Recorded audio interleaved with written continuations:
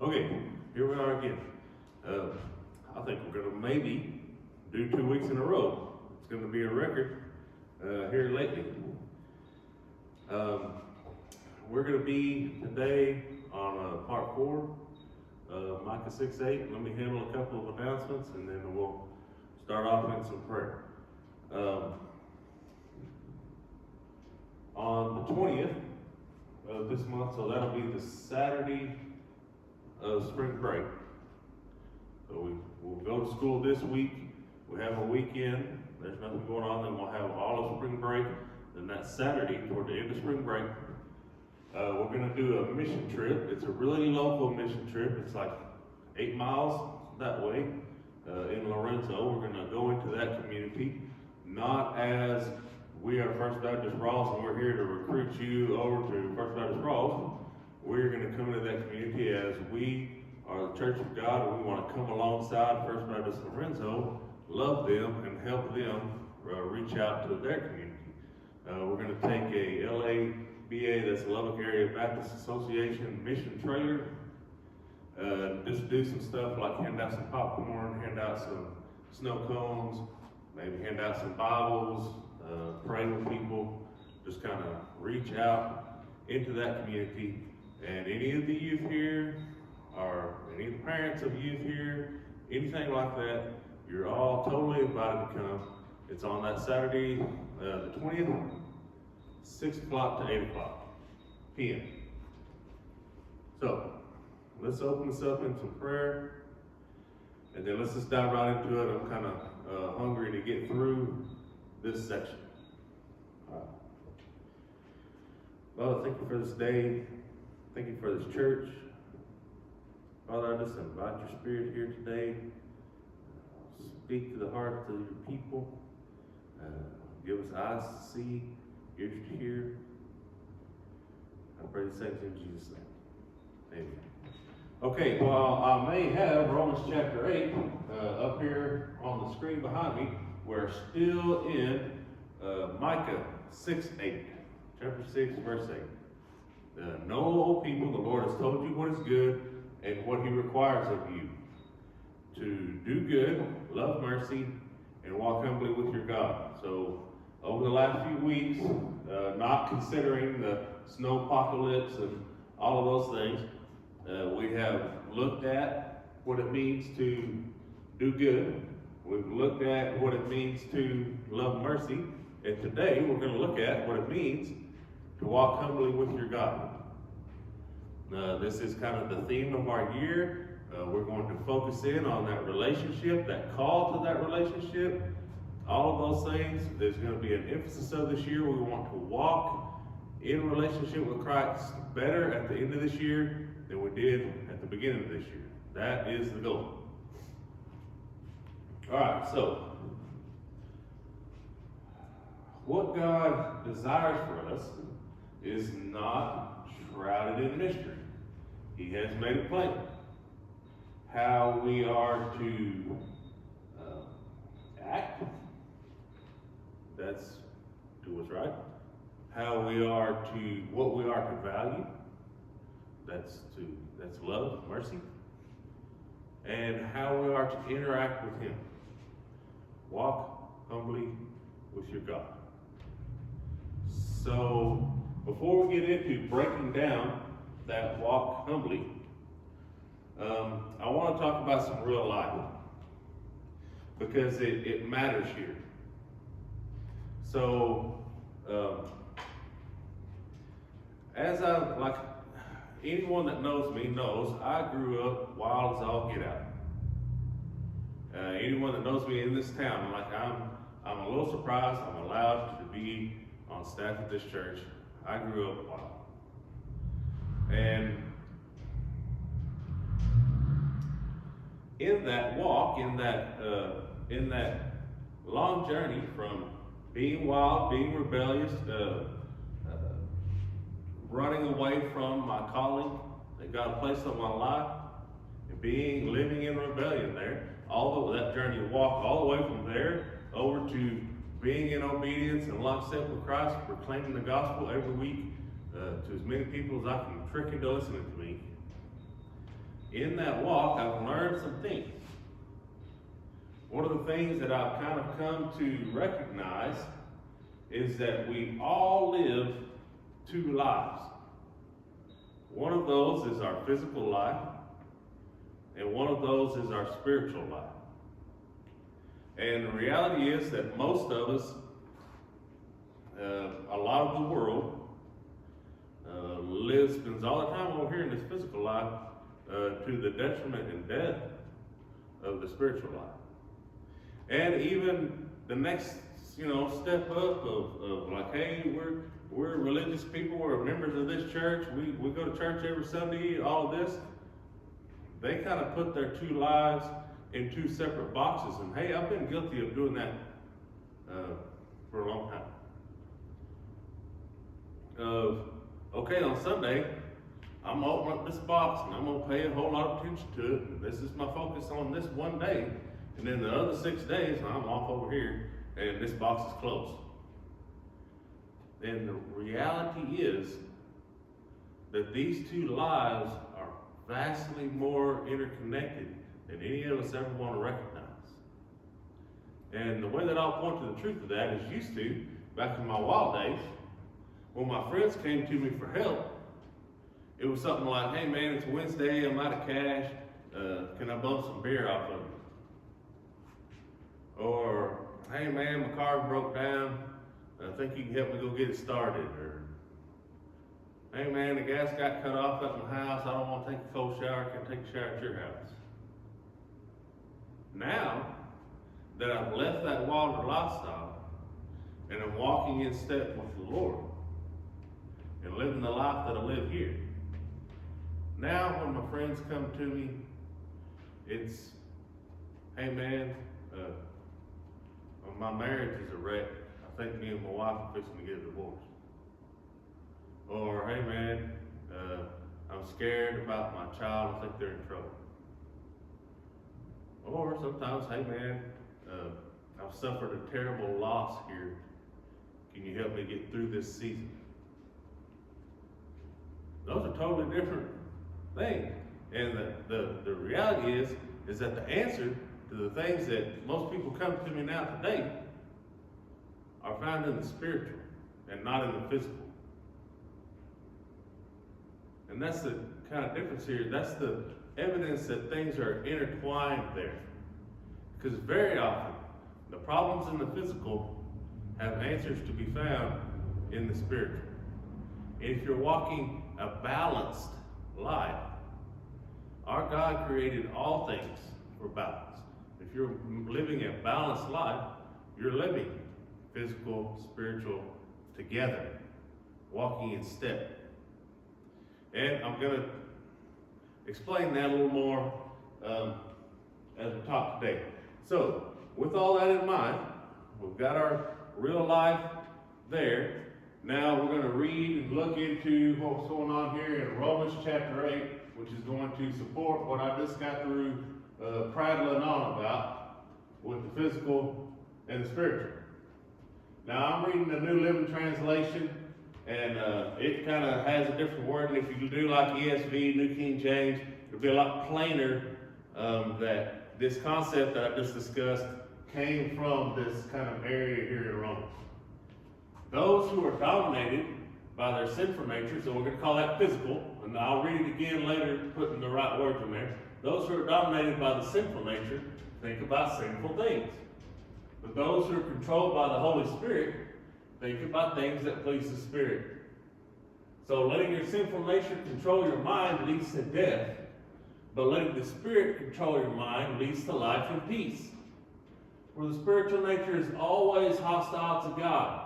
It never did obey God's laws, and it never will. That's why those who are still under the control of the sinful nature can never please God. But you are not controlled by your sinful nature. You are controlled by the Spirit if you have the Spirit of God living in you. Now, let's read this again with the words that I used a minute ago, and this thing will make sense. So in place of sinful nature, we're going to say the physical. And anytime to say spirit, we're going to say spiritual. Those of you who are dominated by the physical, think about physical things. But those who are controlled by the spiritual, think about spiritual things. So let your sinful nature, letting your physical nature control your mind leads to death. But letting your spiritual nature control your mind leads to life and peace. For your physical nature is always hostile to God. It never did obey God's laws and it never will. That's what the Old Testament is all about. That's why those who are still under the control of their physical nature can never please God. But you are not controlled by your physical nature. You are controlled by your spiritual nature. If you have the Spirit of God living in you, that's if you are a Christian, if you've committed your life to Christ, if you have been given the gift of the indwelling of the Holy Spirit inside you, to help you, to counsel you, to guide you, and to bring you along in this life, that's the idea. If you live in the physical, you've got death coming for you. If you live in the spiritual, you have peace. Where we're at, you have life and peace. Which one of those do you want to choose? So, with this in mind, let's look at what this calling is of walk humbly with your God. Now, walk. So, I read a book called The Celebration of Discipline, and it's a book about spiritual disciplines, things like fasting, things like prayer, meditation, there's a lot of different spiritual disciplines that all Christians should engage in periodically. Some of them daily, some of them from time to time. But all of them should at least be experienced at some point by any kind of Christian trying to take a serious walk. And I don't want to get real in depth with that and get sidetracked, but what I want to do is to show you that the kind of postures having to do with the types of disciplines. So like sometimes people want to bow when they're praying. And I don't mean like this, I mean like down on your knees. I don't want y'all to hear me grunting and everything and all the noise I gotta make when I get back off the ground. So I'm not gonna do it, but I mean like down on your knees, on the ground, bowing in prayer. Sometimes there's a posture of like sitting, and when you're like meditating, and those kind of things. Very often people will do another discipline called fasting where you don't eat, and those often assist in prayer and meditation. And then there's the other extreme of where sometimes people work themselves kind of up into a frenzy. There are some denominations that will speak in tongues and that kind of thing. And there are sometimes, and it's one of those things I'd love to take this youth group to, is like a big Christian concert where there's just no one there that they know. They're surrounded by tons of people, and all those other people are like, yeah, Jesus, woo! And they're just getting up and working up and jumping up and down and sweating and hooping and hollering, and they're in the rapture of praise. That's a state that I miss sometimes when I'm riding around in my car. I jump off into some of that. I love me some praise and worship. But walking kind of is a different thing. It's a common thing. It's kind of a common day-to-day posture. It's something that you can do all day, that it sort of involves just your daily routine. You're walking here, you're walking there. It's not a frenetic rush, and it's not a pause. It's the thing that you do all day. It's something you can do all day. It's a common everyday pace. It's just a regular practice. It's something that you can do during the week, not just on Sunday. Walking is a thing that you do every day. It's a necessary thing. And so when you bring God into your walk, you're bringing Him into your daily thing, your necessary thing. You're not just spending time with Him, praising Him or praying to Him on Sunday off over here in this box. He's now in your daily routine. Now I'm walking with God in my shop.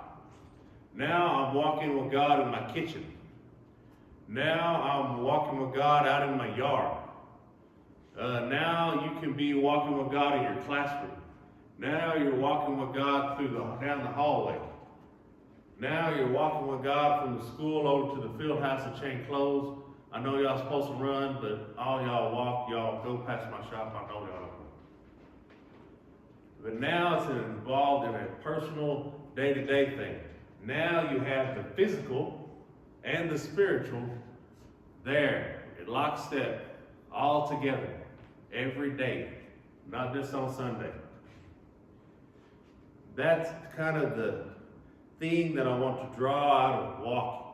That's the mindset, the attitude, the position of walking. Now I want to talk about humble. Humble can be hard because humble does not jive with that physical. No one without the fruits of the Spirit, without a relationship with Christ, is going to be able to be humble just naturally. It's not a thing that happens. And so, like the well-experienced person that has been walking with Christ for a significant amount of time and has had their heart changed, they would say something like their humility comes from just the what is kind of the word, just the overwhelming gratitude for the God just deigning to allow us to be in relationship with Him, for the mere opportunity to bring our dirty, sinful presence into the presence of a holy God, an all-powerful God that has created the universe and that has just allowed us to have this relationship, and that is the proper attitude. But I know that comes with experience. And so first I want to talk about a couple of things that will sort of help us get on that walk. And so one thing is that our humility can be found with a thing that like in the church world, you would call a contrite spirit. So that's someone that is kind of, it involves recognizing when you fail to do that, do what's right, love mercy kind of thing. And recognizing that you've fallen short, but still staying in the relationship.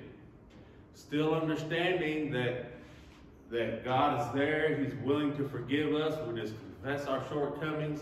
There is no shame there. There's no reason to stay out of the relationship. There is no such thing as a penalty box that we ask the Lord, that we recognize, hey, I fell short here. Oh, Lord, please forgive me. Man, I can't believe that I slipped there. Help me do better in the future, Lord. And then you continue walking. You stay in the relationship. You don't just, oh crap, I can't do this today. I just ain't got it in me. I'm just going to be as sinful as I'll get out today and I'll try again tomorrow. That's not how you do it. You stay in the relationship. You stay in the walk. The walk is a steady, constant thing that you maintain throughout the day. It's not a frenetic deal where you take off real fast, everything's going good, and I fall down, and then, oh, that's it, I'm not moving another inch today. A walk is a steady thing that we're easily maintain. And we're doing it with humility because we understand that we fail, and we fail often. No one, if LeBron James moved to Rawls, Texas tomorrow, and his son started playing on our high school basketball team, and he was scoring 60 points a game, and we were going through district undefeated, and all these great things, winning state championships, all the other guys on the team aren't going to be like, man, that dude's stupid. This is all about me. I'm really the best player around here. Man, if it wasn't for me throwing the ball inbounds to him, he would never be able to score any of them points. We all recognize that would sound stupid. And the reality is that dude's doing all the work. And so we would maintain a humble attitude. Man, I'm just glad I can get to play with this dude. Man, I got a state championship patch on my letter jacket. I don't even start. Man, this is awesome. I just want to be on the team. That is a humble attitude once you recognize that you have shortcomings and the person that you're in the relationship with does not. And that's how it is with God. So the other part of kind of maintaining that humility is understanding that seeking God's will and then happily conforming to that will. So if I am giving mercy, like we talked to last week, not because I trust the person that I'm giving mercy or love to, but because God has asked me to give that person mercy, and I'm trusting God, right? And so when I'm doing that because that's God's will. And I am complying to that will. I'm saying, yes, Lord, I will do what it is that you want me to do. Now, I'm not just, I am being merciful because I am a great and merciful person. No. I'm being merciful, and I don't really want to. I don't like you, I don't trust you. But I trust God, and He told me to be merciful to you. So I'm going to be merciful to you. Because I do the things that He tells me to do. Because I love Him. That doesn't sound arrogant at all, does it? It's not, it's humble. You're submitting to the will and the authority of the God that created you. And this is a thing that, man, really gets drilled home in mission trips. It's the reason that I want to take as many of my youth as I can to as many mission trips as I can. Because there are times, and most of the time, like the last time that I went on a mission trip, and this was brought up to me the other week by some friends, and when I first went on a mission trip into the Philippines, it could have been, hey man, we're going to go build a bunch of little houses. You know, it's kind of some Christian charity. Yeah, man, I'm your man. I got you. I can build houses all day. I know how to build things. I'm good at that. It seems like if God was choosing people to send to the other side of the country to build some stuff, I would be one of those guys. I'm good at that. But somewhere in all that, in between my agreeing to go and my actually getting there, the thing that we were going to do from building houses magically became, we're going to talk about theology and the veracity of the Bible in a seminar to a whole bunch of pastors. I ain't the guy that I would pick to do that. I would at least pick some dude that's not a youth pastor. Go and get a regular pastor. There's a whole long list of guys that it seems like you would send. But here's the thing. If God sends me over to the Philippines to build a bunch of little houses, I'm going to build a bunch of little houses, and I don't need God to do that. I can build houses without Him. I already know how to do that. When God sends me over there to do something I don't know how to do, guess what? Every day I'm waking up like, oh Lord, please don't let me mess all this up. Lord, please tell me what to say. I don't want to make anybody look bad. I've come all this way. Oh Lord, please just tell me what to do. Tell me what to say. Help me. Oh, now I'm over there doing His work and leaning on Him. He'll do that. He'll tell you to do things that sound crazy. And if you do them, it's going to be crazy. But it's going to be crazy in a great way. It's going to be an adventure. It's going to be things that you can just, I was there for 2 weeks, and I can almost talk for 3 weeks about all the things that happened there. It was an awesome experience. Because I was just walking in absolute dependence on God, in absolute submission, yes, Lord, I am 26 hours in a plane away from my house. I'm on the other side of the globe. I totally, absolutely need you. I have nothing that I'm used to. Everything that's from my life is in a bag that had to be under 40 pounds or something ridiculous. Dude, I wear 4X shirts. My shirts are heavy. I couldn't take very much on that trip. And I was just like, oh Lord, just please let me just not have to go anywhere naked. Please, Lord, I need some help. and walking in step and walking in absolute obedience to Him and walking in absolute joyful submission to Him, as it began to happen, as I began to see, oh look, God is taking care of me. This is great. That is a way of living life that can never be duplicated. And it will create an attitude of joyful submission. And it will create a habit of being in your mind seeking His will in your day-to-day. When you go through a period of time waking up like, Lord, I'm going to need your help today. I don't even know what to wear right now. Like, it's 8,000 degrees out here. I'm already sweating at 6 in the morning. I want to wear shorts, but I don't want to disrespect these people. I don't want to insult these people. Lord, should I wear pants? Should I try and dress a little more formally? Should I try and I just want to represent you well, God. Everything, from when you get up in the morning to when you go to bed at night, you're totally dependent on Him. Living a life like that will change the way you see that physical and spiritual life. It will allow you to see just how tight that is.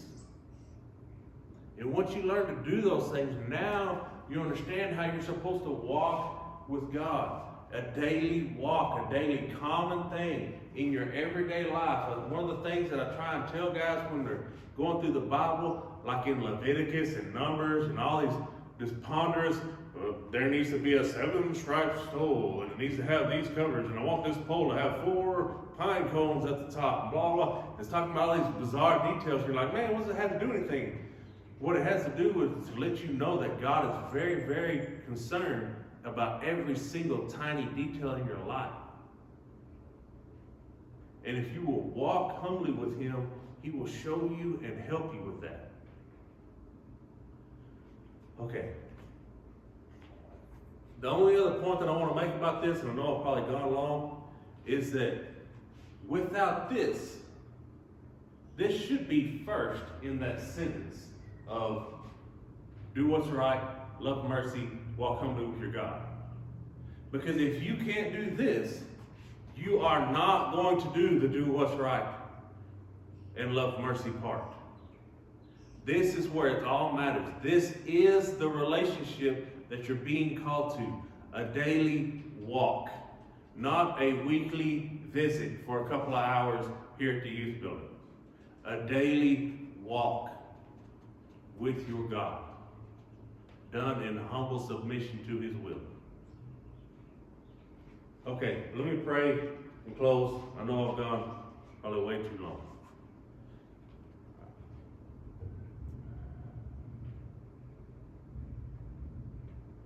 Father, I just thank you for this day. Thank you for this time. Thank you for your call to relationship with you, Father. Thank you for the work that you've done through your Son that has made that relationship possible. And thank you that it's through that relationship that we are given the power to fulfill that walk in a way that pleases you, Lord. Thank you for the way that you love us, Father. I just ask that you open eyes, open hearts, and pour yourself into those things this week, Father. Let people know the joy and the freedom that comes from a humble walk with you. I pray these things in Jesus' name. Amen.